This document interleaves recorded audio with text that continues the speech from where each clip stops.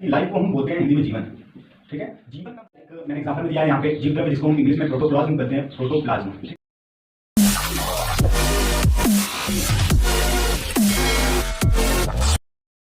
नमस्कार, मेरा नाम है राहुल और आप हमें देख रहे हैं री एग्जाम यूट्यूब चैनल पे। सबसे पहले फ्रेंड्स, आज मैं डिस्कस करने वाला हूँ आपके सामने बायोलॉजी का chapter first the living world या diversity of the living world का आज जो है पार्ट 2 है, सेशन 2 है। और सबसे पहले मैं रिक्वेस्ट करूँगा कि जितने भी स्टूडेंट इस वीडियो को देख रहे हैं वो उनके पास जितने भी व्हाट्सएप ग्रुप्स हैं और फेसबुक ग्रुप्स हैं वहाँ पे शेयर करें, जिससे कि अधिक से अधिक स्टूडेंट्स हमारे चैनल से जुड़ सकें। तो फ्रेंड्स चलिए आज की वीडियो हम लोग स्टार्ट करते हैं। तो फ्रेंड्स आज की वीडियो में मैं आपको बताने वाला हूँ कि जो द लिविंग वर्ल्ड है, यानी कि जो सजीव जगत है, सजीव जगत में दो चीज़ें होती हैं। सबसे पहले तो लाइफ होती है, दूसरा लिविंग होता है। लाइफ का मतलब होता है जीवन और दूसरा लिविंग का मतलब होता है सजीव। ठीक, अब देखिए यहाँ पे मैं सबसे पहले आपको कल भी बताया था, मैंने इसके पहले वाली वीडियो में भी मैंने बताया था। अगर आपने वो वीडियो नहीं देखा है तो आई बटन पे मैं लिंक भी दे दूंगा, वहां से आप उसे देख सकते हैं और डिस्क्रिप्शन में भी लिंक मिल जाएगा। ठीक है, चलिए देखिए लाइफ का मतलब होता है कि लाइफ को हम बोलते हैं हिंदी में जीवन। ठीक है, जीवन का मतलब है कि कोई भी पदार्थ है, कोई भी मैटर है, जैसे लाइक मैंने एग्जांपल में दिया है यहाँ पे जीव द्रव्य, जिसको हम इंग्लिश में प्रोटोप्लाज्म कहते हैं, प्रोटोप्लाज्म। ठीक है, तो उसकी लिविंगनेस यानी कि कोई भी मैटर है कुछ ऐसा प्रदर्शित कर रहा है, यानी कि मतलब कि जैविक दशा प्रदर्शित कर रहा है, उसे ही हम क्या कहते हैं, लाइफ कहते हैं। ठीक है, और लाइफ ही जो है, लाइफ ही एक ऐसा मतलब कि मैटर है, लाइफ, जिससे कि पता चलता है कि कौन सजीव है, ठीक है, और कौन निर्जीव है।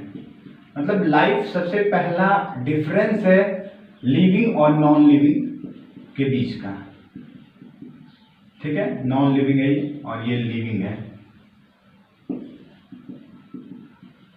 ये चीज आपको जानकारी रखनी है। ठीक, अब देखिए हम लोग समझ लेते हैं लिविंग के बारे में। लिविंग का मतलब होता है कि जिसमें वृद्धि हो रही हो, ग्रोथ हो रहा हो, डेवलपमेंट हो रहा हो, रिएक्शन हो रही हो, ये सारी चीजें होनी चाहिए। मतलब सीधे शब्दों में हम कह सकते हैं डिफिनीशन के लिए, ग्रोथ, डेवलपमेंट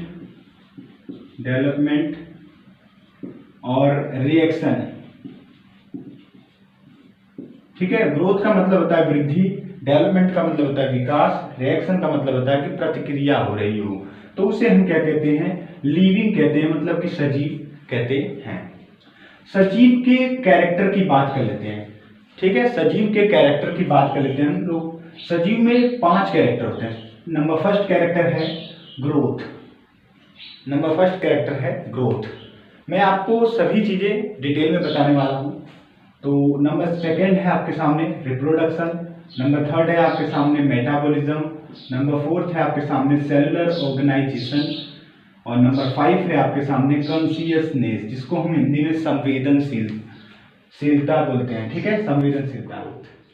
देखिए सबसे पहले कैरेक्टर ऑफ लिविंग ऑर्गेनिज्म की बात कर लेते हैं, मतलब सजीवों के लक्षण के बारे में बात कर लेते हैं। तो उसमें हम लोगों ने पहला टॉपिक स्टार्ट किया है ग्रोथ। ग्रोथ का मतलब है, सबसे पहले ग्रोथ की मैं परिभाषा आपको बता दूं। ग्रोथ में आपको 3 चीजें याद रखनी है परिभाषा के लिए। किसी भी डिफिनेशन को याद करने के लिए कुछ रूल्स होते हैं, जैसे मैंने यहाँ पे आपके लिए ट्रिक बनाई है कि ये 3 वर्ड्स आप याद कर लीजिए। देखिए आप दोबारा नहीं भूलेंगे।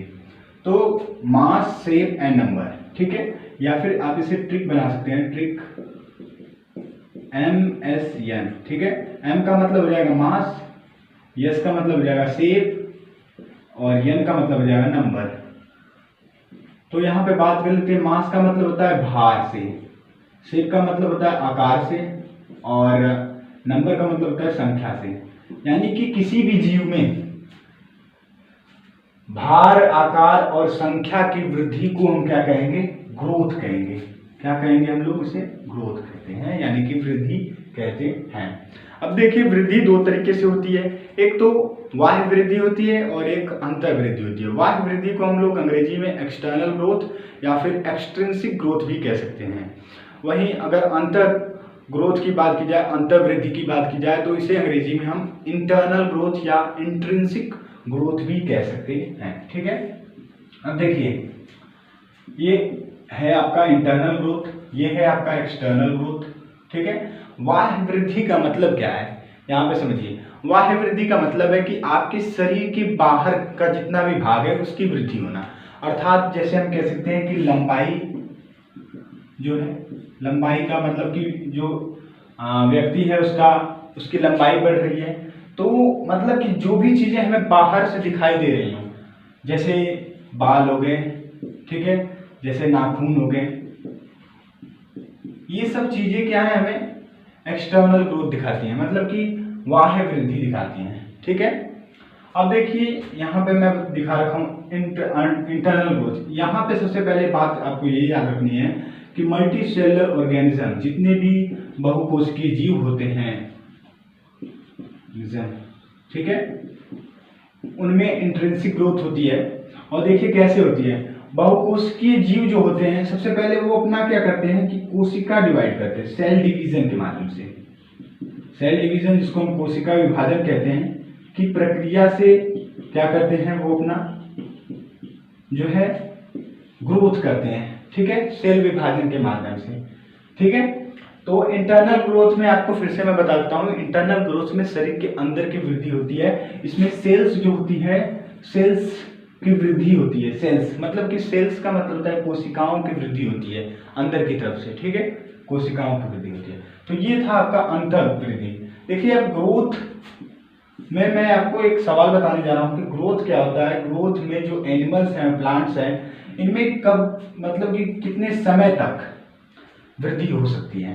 तो देखिए एनिमल में जो है, एनिमल में कुछ चीजें छोड़ के, जैसे बाल हो गए, नाखून हो गए, ठीक है, ये ऐसी चीजें हैं कि जो जीवन पर्यंत मतलब कि हम कह सकते हैं कि लाइफ टाइम इनमें क्या होती रहती है, ग्रोथ होती रहती है, वृद्धि होती रहती है, जीवन भर निरंतर वृद्धि होती रहती है।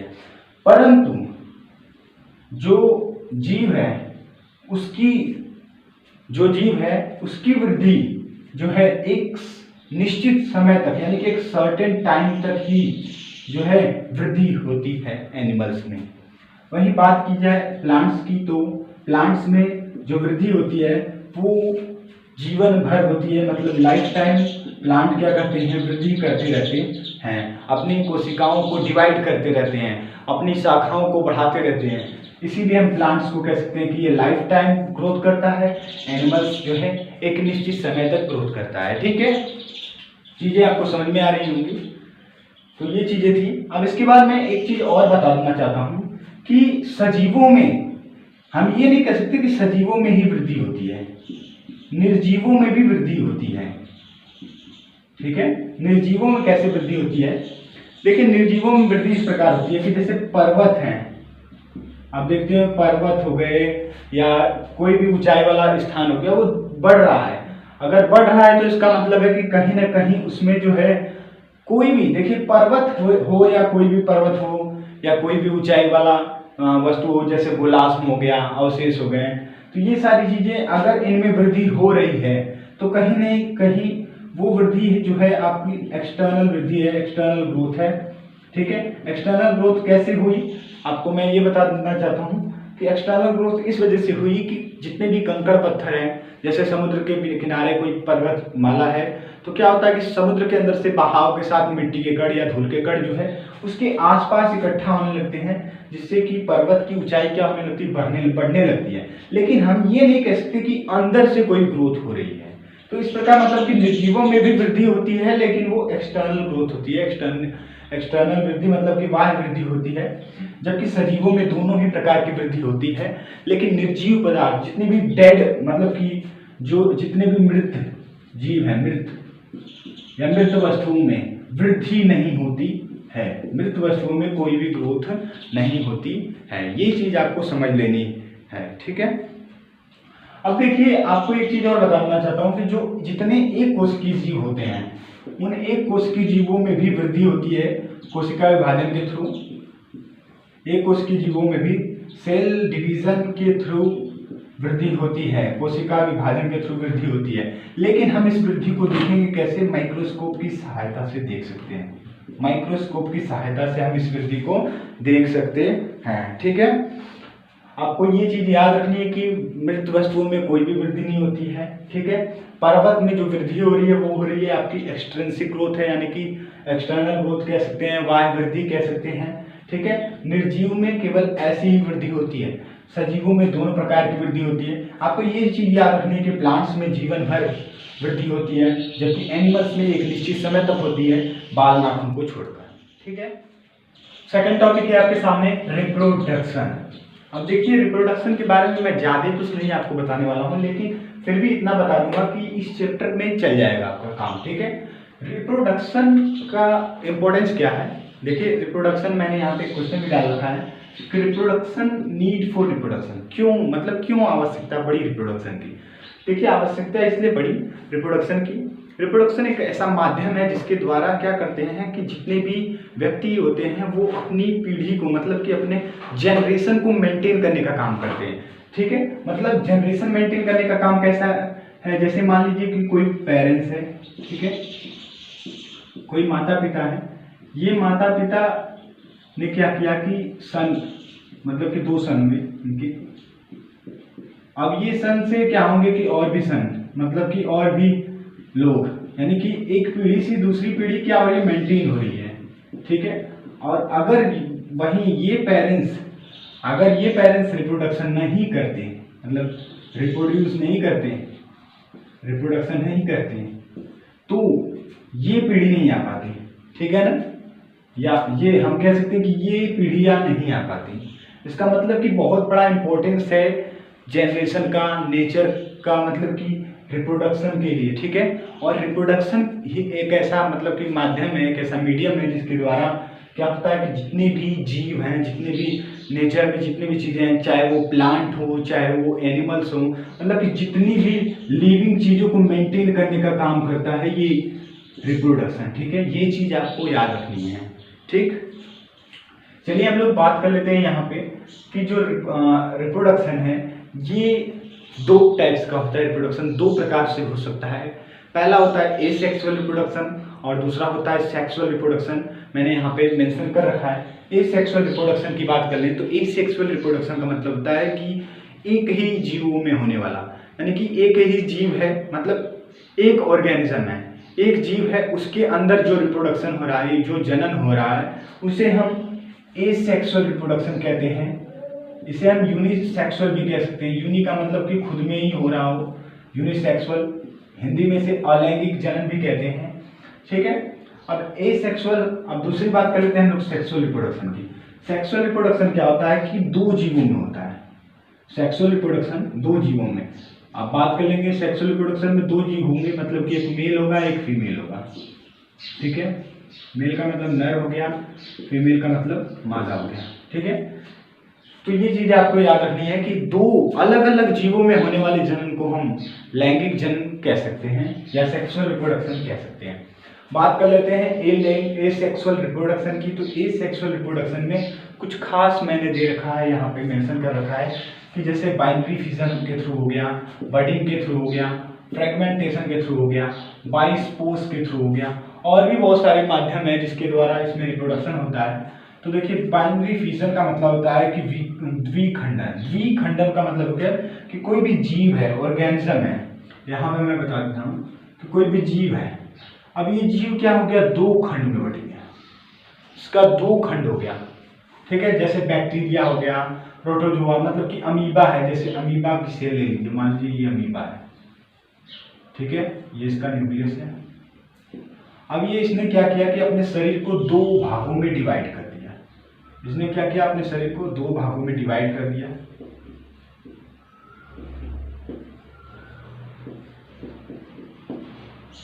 तो ये दोनों क्या हो गए, अलग अलग अमीबा हो गए। तो इस प्रोसेस को हम लोग क्या कहते हैं, बाइनरी फिजन कहते हैं। प्रोटोजोआ में भी वही होता है, बैक्टीरिया में मैंने यहाँ पे एग्जांपल मेंशन कर रखा है, आप अमीबा, पैरामीशियम दोनों को ऐड कर सकते हैं। ठीक है, बाकी इसकी प्रोसेस जो है लंबी होगी, तो इसके लिए मैं आपको जो है रेगुलर वीडियो लाता हूँ और आप हमारी हर एक वीडियो को देखिएगा। मैं इसके पे भी टॉपिक बनाऊंगा, ठीक है। मैं बाइनरी फिजन पे भी टॉपिक बनाने वाला हूँ। इसके बाद देखिए बर्डिंग की बात कर लें। बर्डिंग का मतलब होता है मुकुलन। मुकुल का मतलब होता है कि कोई भी जीव है उसके शरीर में क्या बन जाए, बर्ड बन जाए। बर्ड का मतलब कि कली निकल जाए, यानी कि जैसे मान लीजिए कि ईस्ट है, ईस्ट की सेल है, या फिर मान लीजिए हाइड्रा है, जैसे ये मान लीजिए हाइड्रा है, ठीक है, ये हाइड्रा है। अब हाइड्रा के शरीर में क्या होगा कि कोई भी बर्ड निकल जाए, जैसे यहाँ पे एक क्या होगा, छोटा सा बर्ड निकल जाएगा। अब ये बर्ड क्या होगा, धीरे धीरे बड़ा होता जाएगा यही बर्ड। अब यही बर्ड क्या बना लेगा, दूसरा जीव बना लेगा, और ये बर्ड फिर क्या हो जाएगा, अलग होके एक नया जीव बना लेगा। तो इस प्रकार की फॉर्मेशन को, यानी कि बर्ड के थ्रू, कली के थ्रू क्या हो रहा है कि एक नए जीव का, एक नए ऑर्गेनिज्म का फॉर्मेशन हो रहा है, जिसे हम बर्डिंग फॉर्मेशन कह सकते हैं, ठीक है।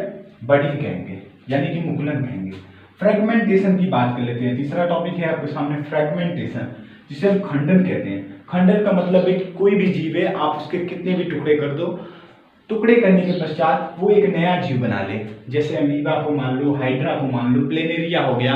इन जीवों को आप क्या करोगे, कट करोगे, तो कट करने के पश्चात ये कुछ देर बाद एक नया जीव बना लेंगे, तो उसे हम फ्रेगमेंटेशन प्रोसेस कहते हैं। नेक्स्ट प्रोसेस है बाइस्पोर्स। बाइस्पोर्स का मतलब होता है कि जूस्पोर। एग्जाम्पल मैंने यहाँ पे जूस्पोर देखा है, यानी कि बीजाणुओं द्वारा। जैसे मान लीजिए कि ये एक प्रकार का जूस्पोर है, ठीक है। अब क्या होगा कि जूस्पोर के अंदर छोटे छोटे स्पोर्स बनेंगे, छोटे छोटे इस तरह के स्पोर्स बनेंगे। अब ये स्पोर्स क्या होंगे कि धीरे धीरे बड़े होते जाएंगे, धीरे धीरे ये स्पोर्स बड़े हो गए, बड़े होने लगे। अब इन स्पोर्स का जब प्रॉपर्ली ये स्पोर्स इतने बड़े हो जाएंगे कि अब ये क्या करेंगे कि अपनी मदर सेल को ब्रेक कर देंगे, मतलब फोड़ देंगे या फाड़ देंगे मदर्स की सेल को, यानी कि जो इनका पेरेंट्स है उसको मृत करके, मतलब मार कर ये क्या होंगे, बाहर की तरह निकल जाएंगे। तो इसको हम कह सकते हैं बाइस्पोर फॉर्मेशन, यानी कि जूस्पोर कहते हैं इसे, ठीक है। ये चीज आपको जानकारी याद रखनी है, ठीक है फ्रेंड्स। तो इसे मैं बताता हूँ कि रिप्रोडक्शन जो है हमारी पीढ़ी को मेंटेन करने के लिए है, नेचर को मेंटेन करता है। एनिमल्स जितने भी लिविंग ऑर्गेनिज्म है सभी को मेंटेन करने का काम करता है रिप्रोडक्शन, ठीक है। रिप्रोडक्शन दो प्रकार का हो सकता है, सबसे पहले एसेक्सुअल और दूसरा सेक्सुअल। सेक्सुअल में आपको मैंने बता दिया कि दो चीजें होनी चाहिए, दो जीव होने चाहिए अलग अलग कैरेक्टर के, लाइक मेल और फीमेल, ठीक। एसेक्सुअल में 4 टाइप्स होंगे, बाइनरी फिजन, बर्डिंग, फ्रेगमेंटेशन और बाइस्पोर्स। ये चीजें आपको याद रखनी, एग्जांपल भी आपको याद रखना है। सो फ्रेंड्स, वीडियो के लास्ट में मैं आपको ये कहने वाला हूँ कि अगर ये वीडियो आपको पसंद आएगा तो इसे लाइक कीजिएगा और शेयर करिएगा अपने व्हाट्सएप और फेसबुक ग्रुप्स में। साथ ही साथ हमारे चैनल को सब्सक्राइब कर लीजिएगा और बगल में बेल का आइकन होगा उसे भी प्रेस कर लीजिएगा, जिससे हम हमारी जितने भी आने वाले लेटेस्ट वीडियो की नोटिफिकेशन सबसे पहले आपको मिल जाए। तो मिलते हैं एक ऐसी ही नई वीडियो के साथ। आज के लिए इतना ही, गुड बाय, धन्यवाद।